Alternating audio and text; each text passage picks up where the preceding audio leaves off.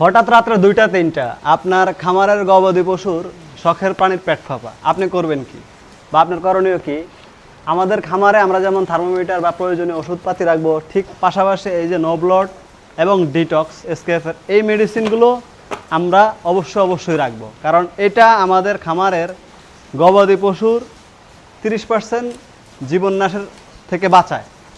আর একটা খামারে পেট ফাঁপা একটা কমন সমস্যা। আলহামদুলিল্লাহ, যদিও আমরা খাবারের সাথে খাবার সোডা ইউজ করি বা খাবারটা টাইমলি দিই, সারাদিন যদি আপনি আপনার গবাদি পশুকে খাবার দাবার দেন, সে যেই খাবারটা খাচ্ছে সেটা কিন্তু সে হজম করতে পারতেছে না, তখন তার ফুড পয়জনিং থেকে গ্যাস হওয়ার সম্ভাবনা বেশি থাকে। একটা শিডিউল করবেন আপনার খামারে, আপনি সারাদিন যখন গবাদি পশুকে খাওয়াবেন, সেই গবাদি পশু মোটা তাজা তো হবেই না, দুধ উৎপাদন তো হবেই না, উল্টো আপনি ক্ষতির সম্মুখীন হবেন। একটা দুধের গরুকে অন্তত দিনে 8 ঘন্টা রেস্ট দিতে হয়, একটা ষাঁড় গরুকে দিনে অন্তত 9 থেকে 10 ঘন্টা রেস্ট দিতে হয় একটা খাবার থেকে আরেকটা খাবারের তফাতে।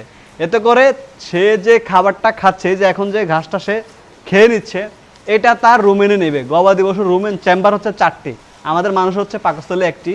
তো এই 4টা খাবার যখন সে ভিতরে একবারে নিয়ে নেবে, তারপরে দেখবেন সে ঢেকুর তুলে কাটচুইংয়ের মাধ্যমে সেটাকে জাবর কাটবে। পাজল কাটা, জাবর কাটা, এক একটা অঞ্চলে এক একটা নামে ডাকে। সেই জাবর কাটার সাথে একটা লালা তৈরি হয়, স্লাইভেশন। সেই স্লাইভেশনের মাধ্যমে তার উপকারী ব্যাকটেরিয়া এনজাইম তৈরি হয় এবং সেই এনজাইম পেটে গিয়ে আবার একটা হজম ক্রিয়া সম্পন্ন সহযোগিতা হিসাবে কাজ করে। দেখেন আল্লাহ পাকের কি কুদরত বা কি সিস্টেম। তো আপনি যদি তাকে সারাদিন দাঁড় করে রাখেন, তাকে যদি সারাদিন খাবার দাবার দিয়ে রাখেন, তাহলে কিন্তু সে খাবে, সে গরু ওওয়ালা জীব, সে খাবে, কিন্তু সে খেয়ে তার সেই খাবারটা হজম করার সময়টা যদি আপনি না দেন, তাহলে কিন্তু তার পেট ফাঁপবে। এখন হঠাৎ পেট ফেপে গেল, প্রাকৃতিক ঘরোয়া উপায় আপনি 50 গ্রাম আদার রস, 50 গ্রাম খাবার সোডা, 100 গ্রাম সরিষার তেল, এগুলো ঝাঁকিয়ে যদি আপনি গবাদি পশুকে খাইয়ে দেন, আলহামদুলিল্লাহ প্রাইমারি লেভেলে যদি কোনো পেট ফাঁপা হয়, মেডিসিন ছাড়াই আপনি সমাধান করতে পারবেন। বা সেকেন্ড স্টেজে এসে আপনি ডিটক্স ভেট এবং নো ব্লড প্লাস এই 2টা ওষুধ একসাথে ব্যবহার করবেন। আশা করি আপনার গবাদি পশুর পেট ফাঁপা ভালো হয়ে যাবে। যদি তাও ভালো না হয়, অভিজ্ঞ একজন ভেট ডেকে তার পেট ফুটা করে ট্রকার ক্যানোলার মাধ্যমে আপনাকে গ্যাস বের করতে হবে। এখন অনেকেই আবার এই বিষয়টা জানতে চান, এটা এক্সপার্ট না হলে এই কাজটা করতে যাবেন না। তারপরও আমি আপনাদেরকে দেখিয়ে দিচ্ছি গবাদি পশুর কোন জায়গায় ফুটা করে আপনি গ্যাস বের করবেন। এটা আমি বলবো, এটা যারা প্রান্তিক বা 2-4-5টা লোক গবাদি পশু লালন পালন করেন তারা করতে যাবেন না। যারা এক্সপার্ট আছেন, এই বিষয়ে যাদের ধারণা আছেন, তারাই এই কাজটা করতে যাবেন। চলেন আপনাদেরকে সেই জায়গাটা দেখাই, আপনি আপনার গরুর কোন জায়গায় ফুটো করে গ্যাস বের করবেন। যেমন আমি আমাদের এই ছোট্ট বাচ্চাটাকেই দেখাই বা এই বাচ্চাটাকেও দেখাই। এই যে এটা হচ্ছে খাবারের পেট, এটা হচ্ছে পানির পেট।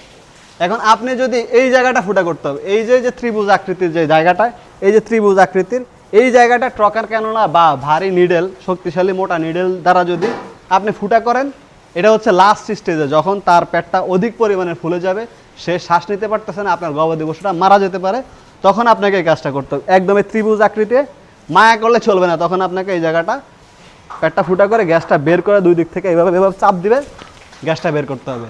তারপরে হচ্ছে প্রাইমারি ট্রিটমেন্ট। আপনি ডাক্তার শরণাপন্ন হয়ে অবশ্যই আপনার গবাদি পশুকে সুস্থতার জন্য বাকি যে ট্রিটমেন্টগুলো আছে সেগুলো করবেন। তবে ম্যাজিকের মতো কাজ করবে হচ্ছে টক দই। এটা হচ্ছে প্রোবায়োটিক, পেটে গিয়ে উপকারী ব্যাকটেরিয়া তৈরি করে। গবাদি পশুর হজম ক্রিয়ায় যে খাদ্যের কারণে, মানে আপনি কনসেন্ট্রেশন যে দানাদার দিচ্ছেন তার জন্য যদি পেট ফেপে থাকে বা অধিক পরিমাণের খাবার খাওয়ার জন্য পেট ফেপে থাকে, তখন কিন্তু এই কনসেন্ট্রেশন আপনার গবাদি পশুর অবশ্যই পেট ফাঁপাবে। তার জন্য আপনি যদি মনে করেন যে না, আমার গরু পেট ফেপেছে, ড্যাব আওয়াজ করতেছে, তখন অবশ্যই আপনি টক দই খাওয়াই দেবেন। এখন আসি, আমরা কিভাবে বুঝবো আমাদের গবাদি পশুর পেট ফেপেছে। একটা নর্মাল একটা পেট দেখেন, এই আওয়াজের শব্দটা দেখেন, এখন তার পেট ফাঁপে না। যদি দেখেন যে ঢ্যাপ আওয়াজ করে, মানে ঢোলের মতন আওয়াজ করে, তখন বুঝতে হবে আপনার গবাদি পশুর পেট ফেপেছে। আশা করি আজকের ভিডিওটি আপনাদের ভালো লেগেছে। অবশ্যই ভালো লাগলে আপনাদের মতামত জানাবেন এবং আপনি আপনার খামারে পেট ফাঁপা বা ফুড পয়জনিংয়ের জন্য কী ট্রিটমেন্ট করেন অবশ্যই কমেন্টস বক্সে জানাবেন। আর কে কোথা থেকে আমার ভিডিও দেখেন তাও জানাবেন। ভালো থাকবেন, সুস্থ থাকবেন। আজকের মতো বিদায় নিচ্ছি, দেখা হবে অন্য আরেকদিন আপনাদের মাঝে অন্য একটা টপিকস নিয়ে। যদি ইউটিউব থেকে দেখেন অবশ্যই চ্যানেলটাকে সাবস্ক্রাইব করবেন, আর পেজ থেকে দেখে থাকলে অবশ্যই ফলো দিবেন, ভিডিওটি শেয়ার করবেন। আসসালামু আলাইকুম।